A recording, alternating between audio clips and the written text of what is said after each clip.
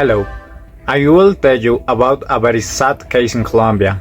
10-year-old Valeria Fanador disappeared on August 12 in Cajicá, near Bogotá. She was last seen at her school. Security cameras showed her leaving the campus alone. For more than 2 weeks, her family, neighbors, and the police searched for her. On August 29, her body was found near the Frio River.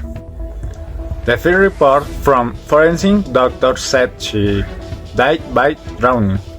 They did not find signs of physical violence, but the investigation continues because her family and authorities want to know how and why this happened. This case has caused great pain in Colombia and raised questions about safety and protection for children. Thirdly, Emile Durkheim, one of the foundational figures of sociology who was interested in understanding how societies are held together and the role of the social structure in the regulation of individual behavior, offers 3 concepts that help us to analyze this case. In first place, the society has 2 ways to maintain the order: integration and regulation. Integration talks about a society with a deep sense of belonging based on shared values, beliefs, and social bonds. Meanwhile, regulation means an extent of norms and rules that guide and control individual behavior.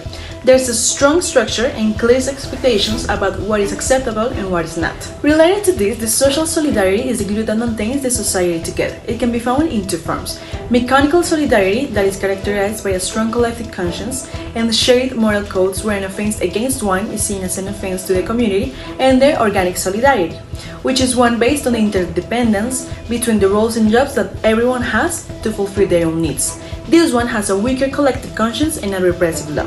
In particular, the case we talked about represents the breakdown of social norms and values that leads to a feeling of disconnection. The death of a child under these conditions and the suspicion of murder shows the moral deregulation between the transition from a mechanical solidarity, one more conservative, to an organic one that in our time is facilitated by the technological advances and the presumed freedom where everything is possible, so the individuals no longer have clear social guidelines to regulate their behavior and desires. From Durkheim's theory, this segment shows what anomie is, the feeling of disconnection in the community. Now let's see the perspective that Montero gave us about this case. Montero told us about collective memory, and the case of Valeria becomes part of the Colombians' memory of violence, influencing how communities remember and organize around child protection. It's really important to talk about the community participation because the massive mobilization in Cajicá during the search of Valeria shows how people can be united in solidarity. However, this case highlights the need for a stronger community networks. And now let's talk about the empowerment in this case, because strengthening families and communities with resources, education, and participation mechanisms will allow them to prevent and respond to risk, giving them autonomy rather than only depend on the state. Comparison between Durkheim's sociological perspective and Marisa Montero's community psychology offers valuable insights into the relationship between individuals and society in contexts of violence and conflicts. Durkheim's in Lesser Suite argues that social facts are external realities that exert coercive power over individuals. His analysis demonstrates that suicide, which might appear to be an individual decision, is in fact a deeply social phenomenon determined by levels of integration and social cohesion.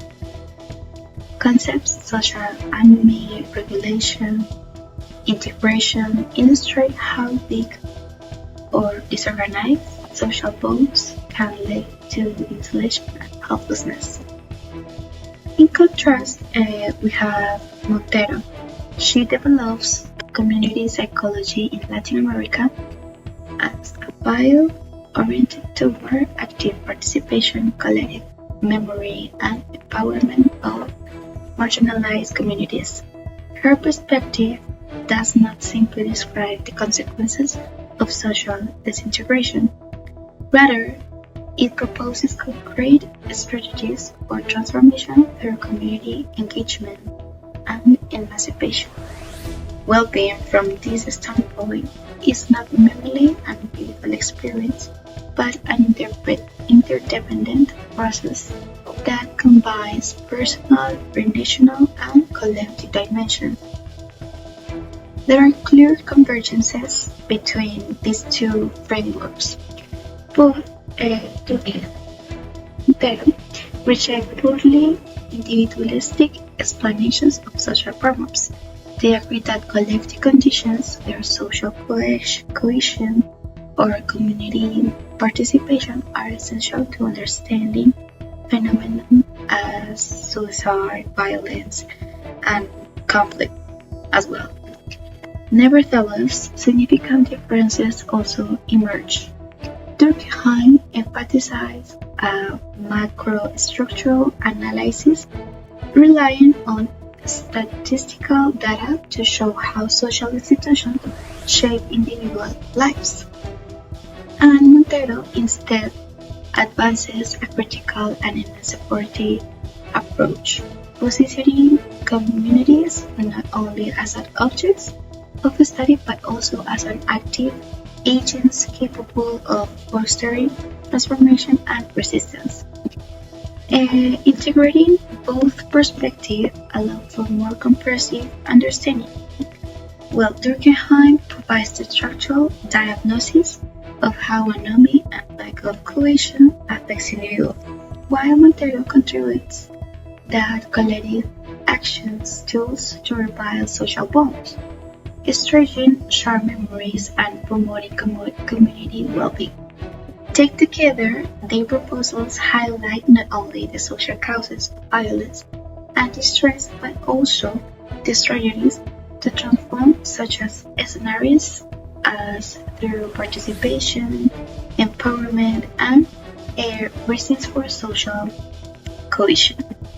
Our proposal of transformation in this case revolves around to restore the integration between the community, giving it back the perception of control and moral structure, empowering the institutions involved, it means school, families, and neighborhoods, using sustainable networks between them, education programs, strengthen the institutional and community's collaboration, and collective rituals that transform the gift into purpose so the community works permanently to avoid the situation to happen again.